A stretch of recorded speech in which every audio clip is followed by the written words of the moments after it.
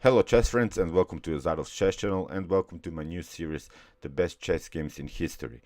So in this series I will show you really the best of the best chess games that have been ever played in history, and I think it will be a really nice series because you will see here many queen sacrifices, rook sacrifices, piece sacrifices, double attacks, discovered attacks, deflections, many tactical motifs, many nice, really nice games, and I think you will enjoy the series.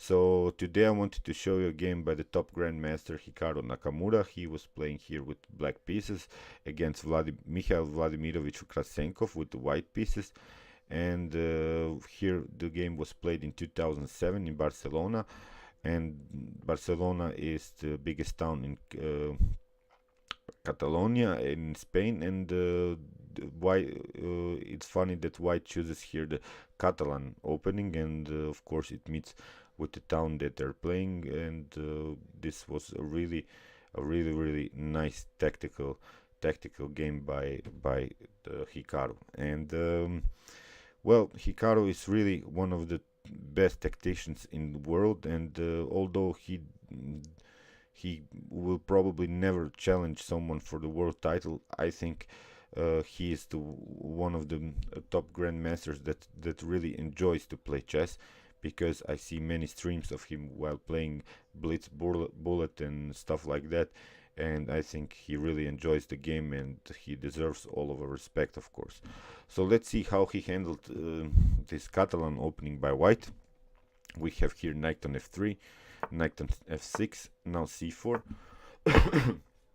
e6, we have here g3, and now d5.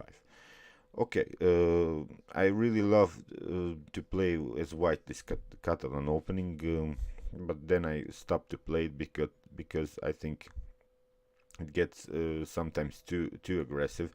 You see, when I was playing as white the Catalan opening, I really loved when my opponent took here on this pawn on c4, and I didn't go immediately after that, but then I created with bishop to g2 and maybe moves as e4, d4, a very nice central control, and I always tried to get here a nice diagonal for the bishop. So I really loved the continuation when my opponent took the pawn on c4 in any occasions, and that's the main idea of this Catalan opening, to basically even just give up a pawn to get an immediate attack. So we have here now bishop to g2 by Krasenkov, and now bishop to e7, castling. So far so good. Hikaru doesn't react in the center so far. We have here now b3, and here is a very nice move that Hikaru finds immediately, is the move a5, and it really challenges now this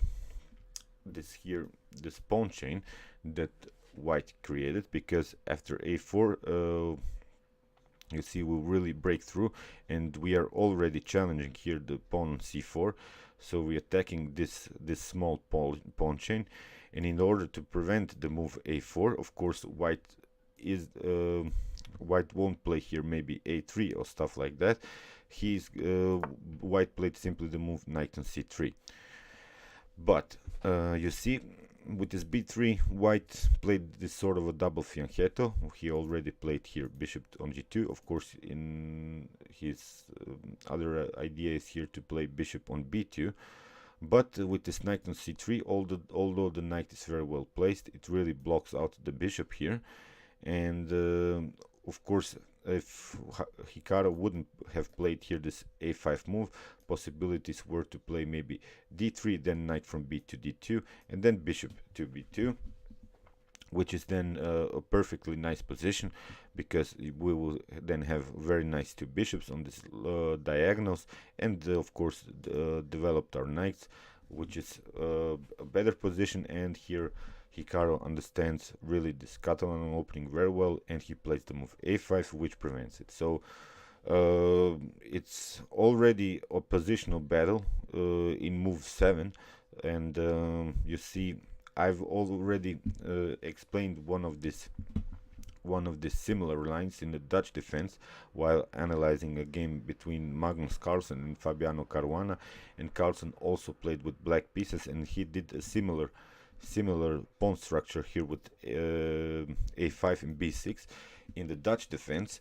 And I'll show you the link to this video at the end of this video, and I really think that this is the common setup to play against this sort of double fianchetto, and it really helped me these two games to get a better understanding for myself how to play against maybe a double fianchetto. You have to create, at least here you see a flank attack on one side. You have to neutralize one or maybe two, if of course possible, of this bishop. So Hikaru plays it very well here.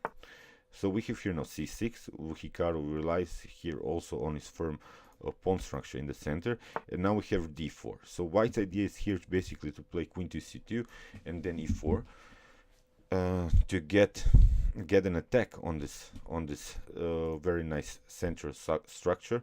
But here Nakamura plays first knight on d7, and after queen to c2, now this important move b6, and it is really similar to this Carlsen game, and this is now a firm pawn structure, but it also is it's a flexible one. You see, we have possibilities to play c5.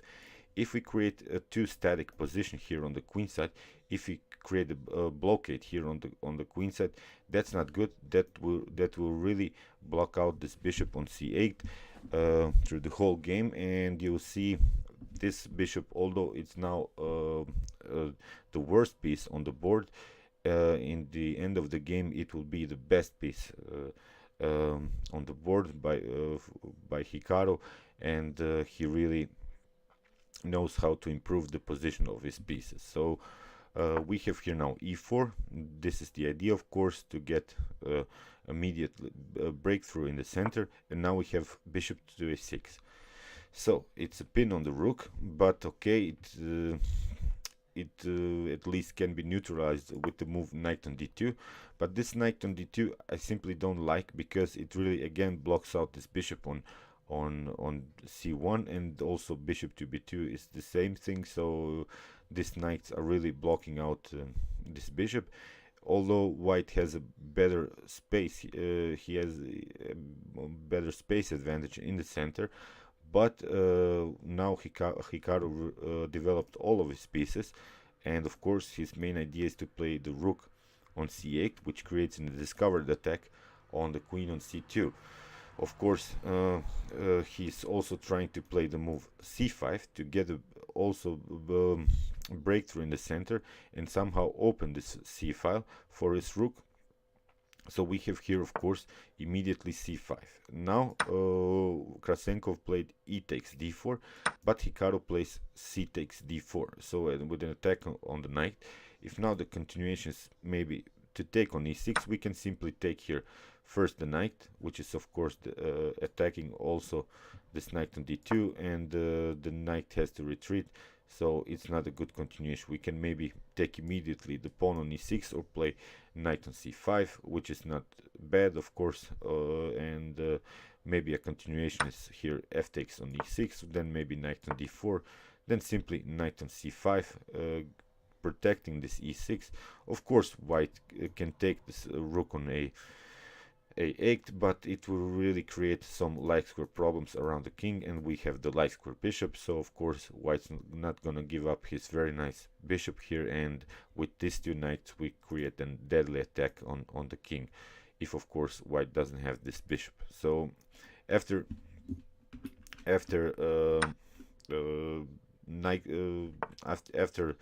c takes d4, Krasenkov played here knight on b5, and then Nakamura took here the d5 pawn. We have here knight takes on d4, and now this pin on the queen, rook to c8. So now the position is really dynamic. White will play in a couple moves this bishop to b2, and he will create very nice two diagonals. But after rook to e1, we have here now b5 by Nakamura. He's really pressing here this on the c4 square. He's really putting some pressure here, and he is, although the position is equal, and but in this position I would be rather black, because I think this semi-open c file is really hard to handle for white. So we have here now finally bishop to b2. You see, the bishop gets developed in move 16.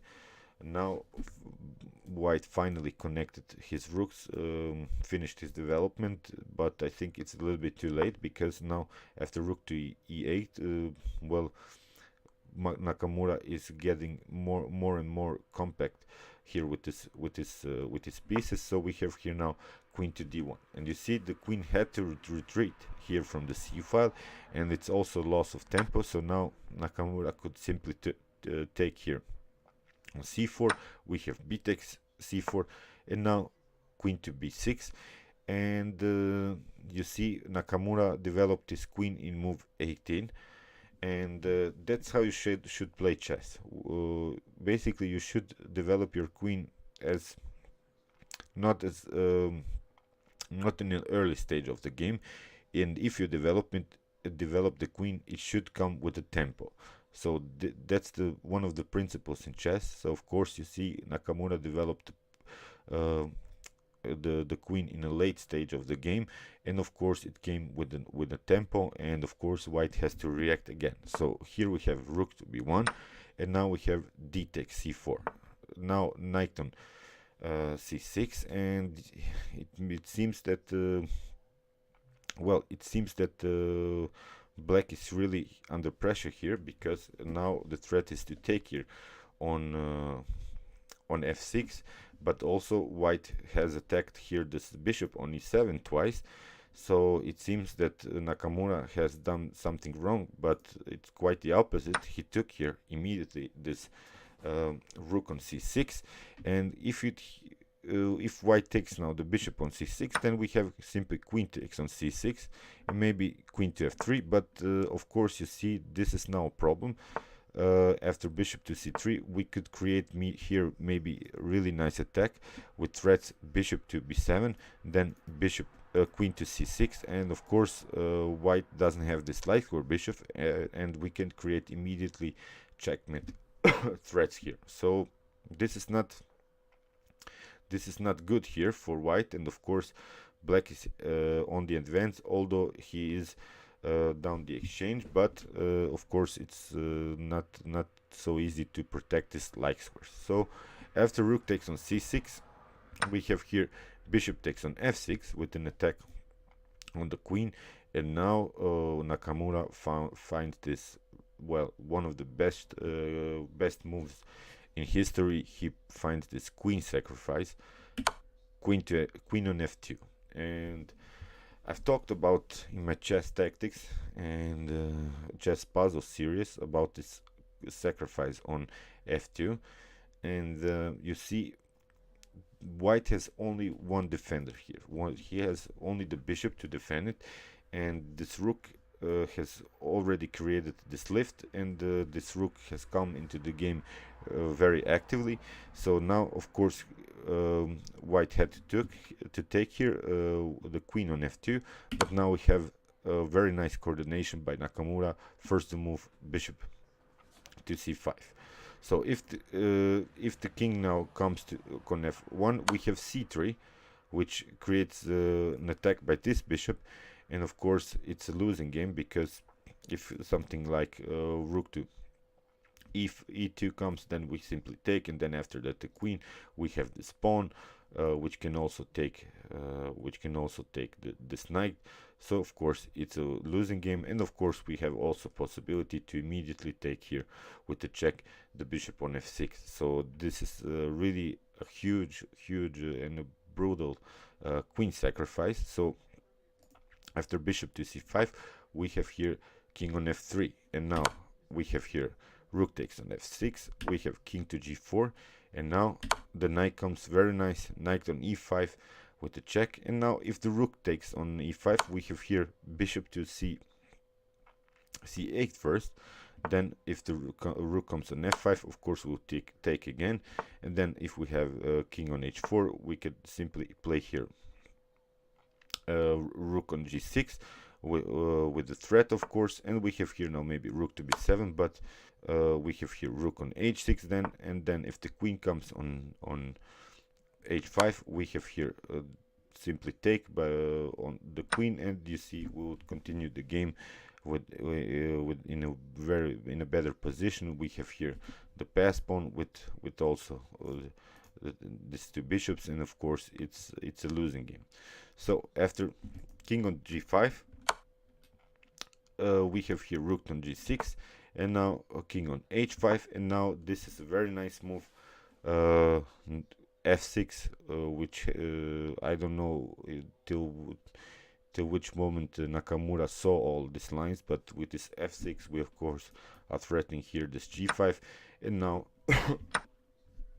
in the continuation, if white goes here maybe on h4, we have here rook on h6, and if the queen comes here on h5, we have here g5, and after that it's checkmate. So after king on h4 and f6, we have here, pardon me, after f6, if the white took here the rook on e5, we have rook on e5, we have here king on h4, and now bishop to c8, which is really a deadly one, and that's where Nakamura resigned, because if white tries to help out with this bishop, we have again this move h6. You see this bishop cut out really this g4 square for the bishop, and now after maybe bishop on h5, we have here again this move g5, and of course it's game over. And I don't know, I never seen this game before. I saw it a couple of days ago on some chess bases while analyzing one of my Catalan games, which I'm trying to play again, and I stopped to play the Catalan opening. So, and I really saw this one, and it's really a nice game.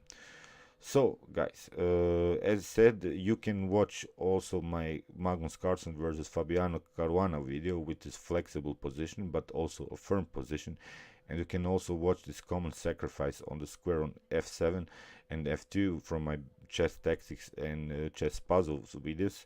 And of course guys, don't forget to subscribe to my channel. Thanks you for watching. Chess is the best.